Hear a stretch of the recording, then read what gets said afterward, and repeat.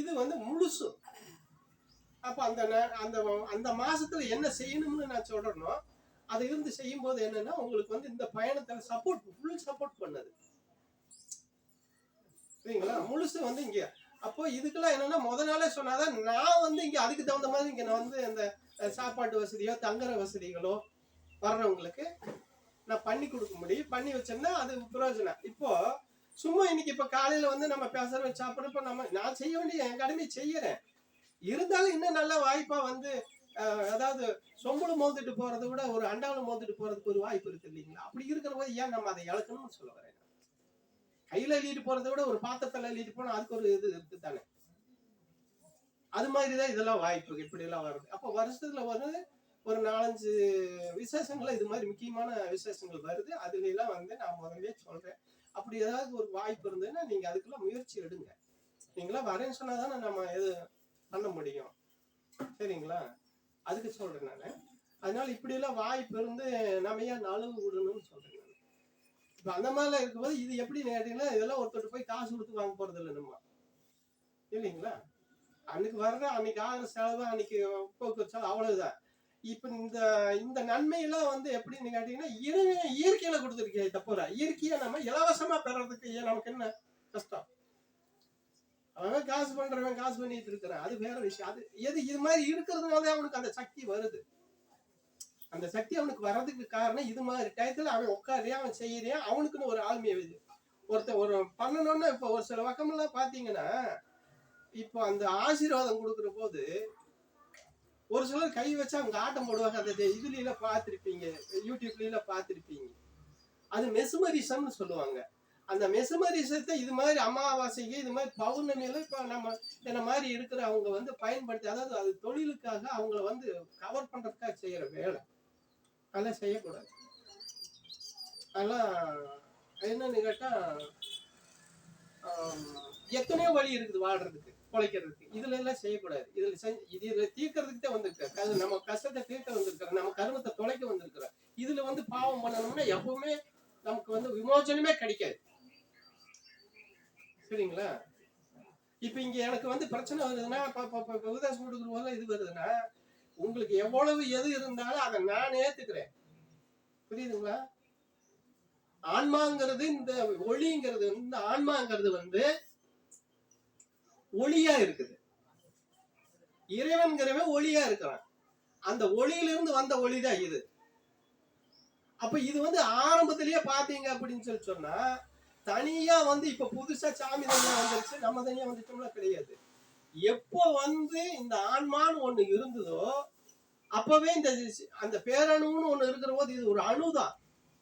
அந்த பேரணுல இருந்து வந்து சிற்றணுதான் இது. இந்த சிற்றணுதான் இப்ப ஆன்மீகமா நம்ம வந்து பயன்படுத்தி இப்ப சிற்றணுவா இருக்கிறவன் வந்து மனுஷனா இருக்கிற, பேரணுவா இருக்கிற இறைவனா இருக்கிறேன். அப்போ இது சிற்றொளி இங்க இருக்கிறது. ஒவ்வொரு மனிதனுக்கு மட்டும்தான் இது உண்டு.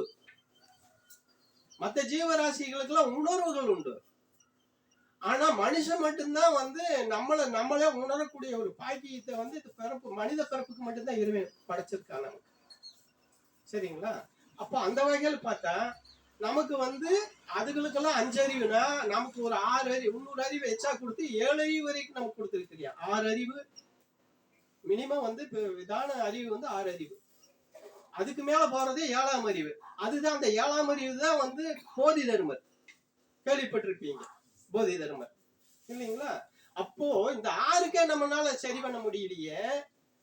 போதி தர்மன் அளவுக்கு வரணும்னா நம்ம எவ்வளவு உழைக்க வேணும், எவ்வளவு காலத்தை பார்க்க வேணும், எவ்வளவு பிரச்சனைகள் சந்திக்க வேண்டியது இருக்கு. யோசனை பண்ணி பாருங்க இல்லைங்களா? அப்ப அந்த வகையில பாத்தீங்கன்னா இது சிற்றொளி, அது பேரொளி.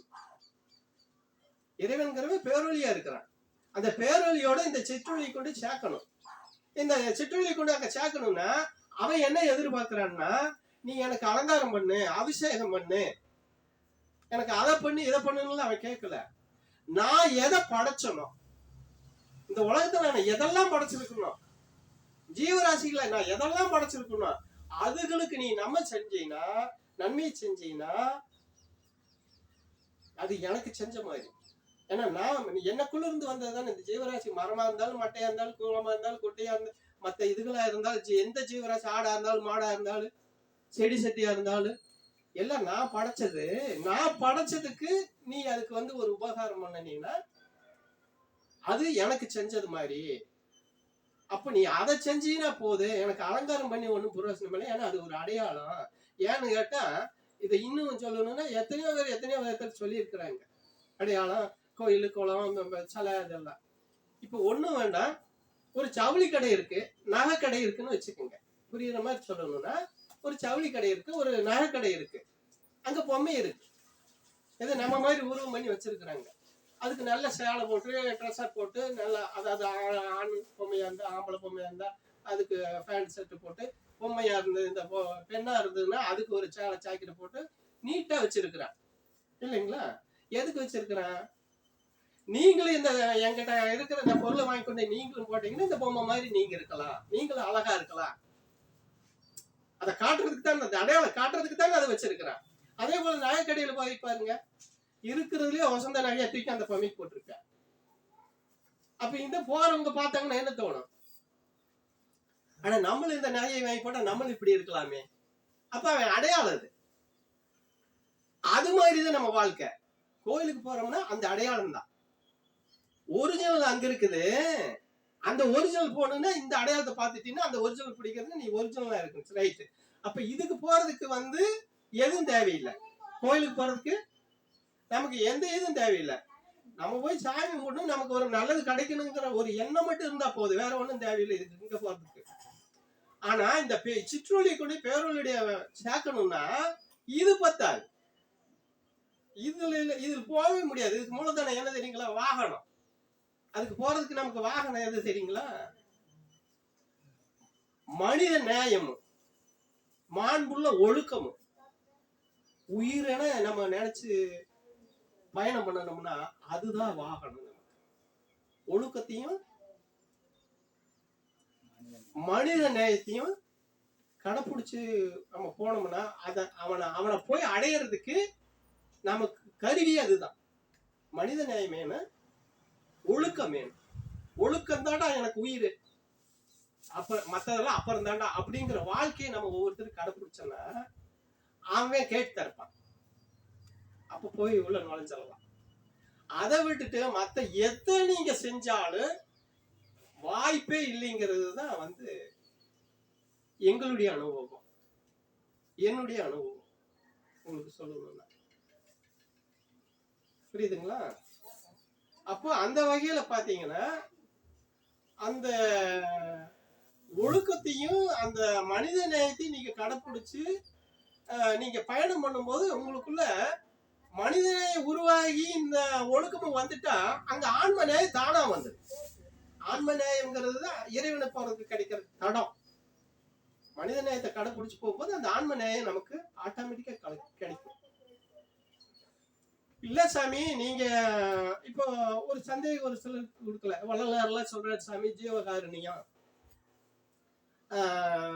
புலால் உண்ணக்கூடாது, ஆடு மாடு வெட்டக்கூடாது, கோழி எடுக்கக்கூடாதுன்னு சொல்றாங்க. அப்ப அதை செஞ்சாலே நமக்கு வந்து போகுது அப்படின்னு சொல்றாங்க அப்படின்னு என்கிட்ட கேட்கறாங்க. போன் பண்ணி கேட்கறாங்க, நிறைய பேசுறாங்க. அதெல்லாம் நான் என்ன சொல்றேன்னா, அவரு அதை சொல்லல. ஆடு மாடு வெட்டுறதோ கோழி எடுக்கிறது ஜீவகாரணியம் கிடையாது.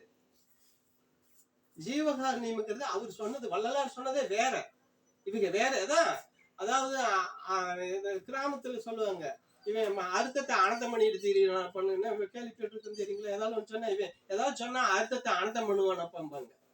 கேள்விப்பட்டிருக்கோம் தானே? அப்போ அவர் சொன்னது வேற, வள்ளலார் சொன்னது வேற. ஜீவகாரணி அப்படின்னா எந்த ஜீவன் மேலேயும், அதாவது என்னால் படைக்கப்பட்ட எல்லா ஜீவன் மேலேயுமே கருணையோடு இருந்தது சொன்னாரு. வெறும் ஆடு மாடு கோழியை அதை வெட்டாம இருந்தாலோ இல்ல நீ கரிமீன் திங்காம இருந்தாலும் மட்டும் அது ஜீவகாரணியமே கிடையாது. நீ தாராளமா திங்கலாம். இது நாங்க கண்டுகிட்டது, இப்போ அனுபவத்துல கண்டுகிட்டு. அது ஜீவகாரணியம் கிடையாது. நீ கரிமீன் திங்காம இருந்தோம்னா, ஒரு ஆடு மாடு கோழி வெட்டாம இருந்தோம்னா அது ஜீவகாரணியம் கிடையாது. உயிர் ஜீவனா ஜீவன் எதெல்லாம் இருக்குது அது மேல கருணையா இருக்கணும் நம்ம, அது ஜீவகாரணியம். அப்போ அந்த ஜீவகாரணியம் அந்த கருணை நமக்கு வரணும்னா நமக்குள்ள மனித நேயம் இருந்தா தானே நடக்கும். அதை அடிச்சு சாப்பிடலாங்கிற ஆசை இருந்ததுன்னா எப்படி நம்ம கிட்ட